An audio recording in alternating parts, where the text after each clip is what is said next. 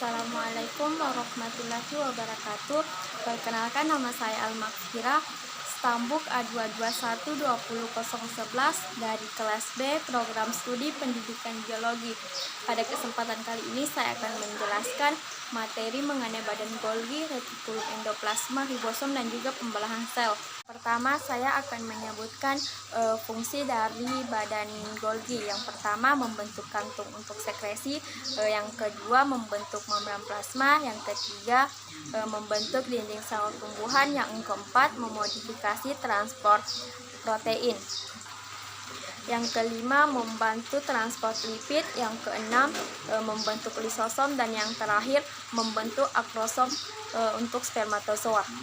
Selanjutnya, mengenai struktur dari badan Golgi. Yang pertama ada sakula. Sakula ini berbentuk gepeng yang seperti cakram yang tersusun yang bertumpuk-tumpukan. Yang kedua itu ada vesicle secretoris, suatu gelembung yang merupakan bagian dari sakula yang berada di bagian tepi. Yang ketiga, vesicle transfer yang berdiameter kurang lebih dari 40 mm. Vesicle transport ini dapat bergerak. Selanjutnya, mengenai cara kerja dari badan Golgi. Badan Golgi ini bekerja sama dengan retikulum endoplasma yang akan menyintesis protein. Setelah terjadi sintesis protein, maka dibentuklah vesicle transfer yang akan dihantar ke sakula. Setelah itu terjadilah penggabungan antara protein-protein dengan vesicle transfer yang dari retikulum endoplasma tersebut. Setelah itu, vesicle secretoris akan keluar dari sel melewati membran sel melalui eksositosis. Selanjutnya, mengenai organel sel retikulum endoplasma.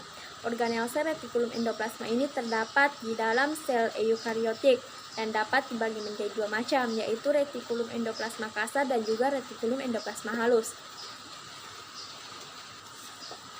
Struktur retikulum endoplasma secara kimiawi ini terdapat 60-70% protein, 30-40% fosfolipid, dan juga terdapat 33 macam polipeptida. Fosfolipid yang dapat diketahui yaitu fosfatidilkorin sebanyak 55%, fosfatidil otonolamin sebanyak 20-25%, fosfatidil serin sebanyak 5-10%, fosfatidil nositol sebanyak 5-10%, fosfatidil sphingomyelin sebanyak 4-7%. Ada beberapa fungsi dari retikulum endoplasma. Yang pertama, menyintesis lemak dan kolesterol. Yang kedua, menampung protein yang disintesis oleh ribosom. Yang ketiga, transportasi molekul-molekul. Yang terakhir, menetralkan racun. Selanjutnya, mengenai organel sel ribosom.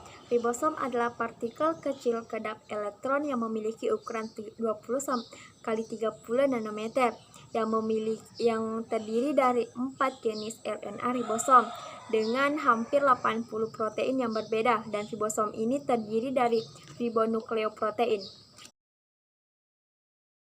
Selanjutnya, mengenai fungsi utama dari ribosom.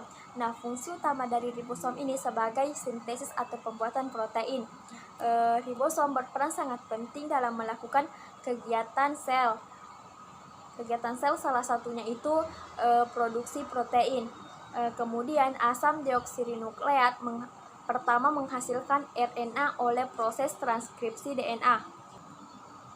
Setelah itu, pesan genetik dari mRNA diterjemahkan menjadi protein selama translasi DNA. Selanjutnya, mengenai materi pembelahan sel. Pembelahan sel ini terbagi menjadi 3 macam. Yang pertama, amitosis, yang kedua, mitosis, dan yang terakhir, meiosis. Saya akan menjelaskan pembelahan sel yang pertama, yaitu amitosis. Amitosis itu adalah pembelahan sel secara langsung tanpa melibatkan kromosom. Contohnya itu pada sel bakteri. Seperti yang dilihat pada gambar di dalam PPT tersebut, dapat dijelaskan bahwa awalnya itu penempelan informasi genetik di membran plasma. Selanjutnya terjadilah pertumbuhan sel hingga terbentuknya 2 sel anakan. Selanjutnya, mengenai pembelahan sel yang kedua, yaitu mitosis. Mitosis ini terdapat 4 fase, yaitu profase, metafase, anafase, dan juga telofase.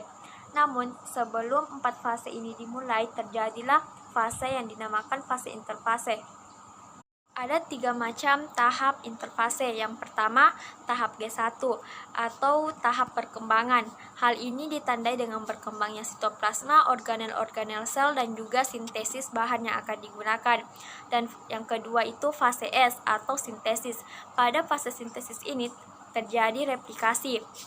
Dan yang terakhir adalah fase G2. Peningkatan sintesis protein sebagai tahap akhir persiapan untuk melakukan pembelahan. Selanjutnya mengenai pembelahan sel meiosis. Pembelahan sel meiosis ini berlangsung pada saat pembentukan sel gamet pada organisme diploid, dan juga meiosis ini berlangsung pada jaringan organ reproduksi seksual atau pada jaringan nutfah. Meiosis ini terbagi menjadi 2 macam, yaitu meiosis 1 dan juga meiosis 2. Meiosis 1 ini terbagi menjadi profase 1, metafase 1, anafase 1, dan juga telofase 1. Pada profase 1, kromatinnya membentuk kromosom, sedangkan pada metafase 1, kromosom homolog berpasang-pasangan di bidang ekuator. Pada anafase 1, kromosom homolog terpisah ditarik benang spindel menjadi kutub yang berlawanan, sedangkan pada telofase 1, sitokinesis menghasilkan 2 sel anakan yang haploid.